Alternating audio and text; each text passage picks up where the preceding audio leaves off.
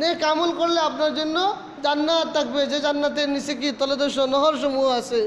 কোনো নহর আছে মধুর, কোনো নহর আছে আপনার দুধের, কোনো নহর আছে স্বচ্ছ পানির, কোনো নহর আছে শরাবের। অর্থাৎ আপনার সুখের জন্য, আপনার ভালোর জন্য যা কিছু, জান্নাত তো সুখের জায়গায়, জান্নাত সুখের জায়গায়, জাহান্নাম আযাব কষ্টের জায়গায়।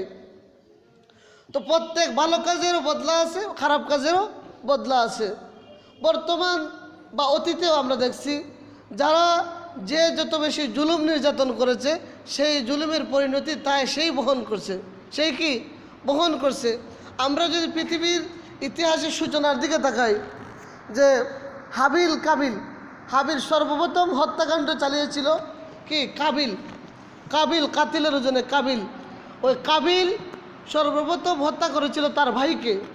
তো তার ভাইকে হত্যা করার পরে সে, ওই সময়ের সিস্টেম ছিল এক ভাই এক বোন একসাথে জন্মগ্রহণ করা, এক ভাই এক বোন জন্মগ্রহণ করবে।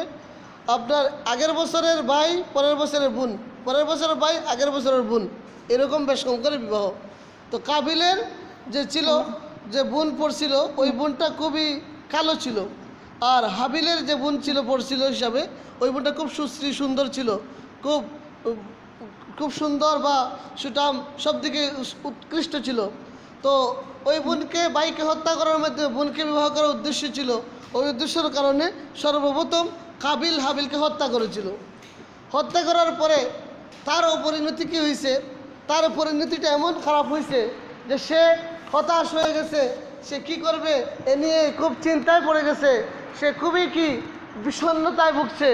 এমন অবস্থা হয়েছে যে সে ওই ভাইকে কীভাবে দাফন করবে সেই পথটা খুঁজে পাইছিল না। এমতো অবস্থায় দেখলো একটা কাক আইসা আরেক কাককে হত্যা করছে। করার পরে ওই কাকে তাকে কি কাককে মাটি কুইরা, মুখ দিয়ে মাটি কুইরা, ওই মাটি কুড়িয়া ওকে কি মাটির মধ্যে দিতেছে, মাটির মধ্যে মাটি দিয়ে ঘুরতেছে।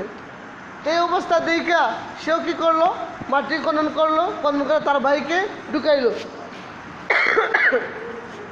ঢুকে সে আফসোসের সাথে বলছিল কি, ইয়া ওয়াইলাতা আ'জাজতু আন আকুনা মিসলা হাযাল গুরাব, ইয়া ওয়াইলাতা আ'জাজতু আন আকুনা মিসলা হাযাল গুরাব। কাবিল আফসোস করছিল, ইয়া ওয়াইলাতা আ'জাজতু আন আকুনা মিসলা হাযাল গুরাব, যেটা সূরা মায়েদার মধ্যে ঘটনা উল্লেখ আছে, আয়াত উল্লেখ আছে, 31 নম্বর আয়াত, সূরা মায়েদার 31 নম্বর আয়াতে আল্লাহ সুবহানাহু ওয়া তাআলা ওই আয়াত থেকে স্মরণীয় হিসাবে, শিক্ষণীয় হিসাবে রাখছেন। সে কী করলো, আফসোস করলো যে আমি কি কাকের সমতুল্য হতে পারলাম না। মানে সে এটাই আফসোস করলো যে আমার মেধায় চাইলে তো আল্লাহ পাক, আল্লাহ সুবহানাহু ওয়া তাআলা কাকের মাথায় যে বুদ্ধি দিয়েছেন যে আর কাককে হত্যা করছে সে মাটি মুখ দিয়ে কুড়বে আর ওইটাকে ঘুরবে, সেই বুদ্ধি আল্লাহ কাকের মাথায় দিলেন।